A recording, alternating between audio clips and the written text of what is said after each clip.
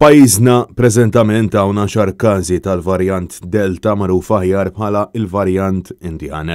Dan ħabritu s-Superintendent tas-Saħħa Pubblika Charmaine Gauci kif l-aħħar 24 siegħa ġew reġistrati 25 każ ġdid ta' COVID-19 l-ogħla żieda ta' każi minn jum għal ieħor fl-aħħar xahrejn. Għalaqstant, it-total ta' każi minn Marzu 2020 issa żdied għal 30,700 fil-waqt li bejn it-3 u l-4 fiequ 5 persuni.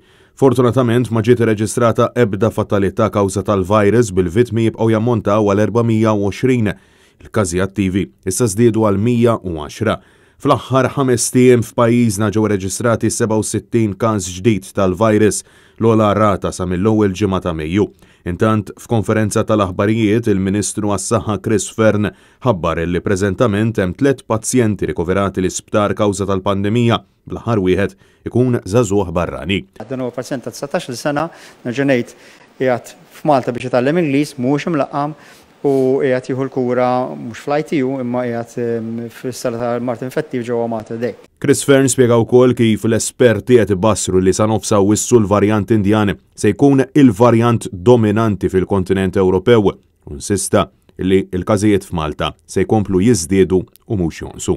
Fil-fatt fl-Ewropa huwa stmat li sa nofs Awwissu 90% ta' każijiet ġodda jkunu kollha tal-varjant Indjan. U Malta ovvjament ħajjasal u diġà wasal ukoll. U allura iva il-każijiet fil-komunità qed nistennew illi ħajkomplu jogħlow. Għalaqstant l-esperti tas-saħħa jappellaw sabiex il-pubbliku jitlaqqam kontra l-pandemija u jibqa' jżomm l-attenzjoni massima għax b'hekk biss bħala poplu maqut nistgħu nelbu l-isfida li spiċċajna affaċċjati biha għal din l-aħħar sena u nofs.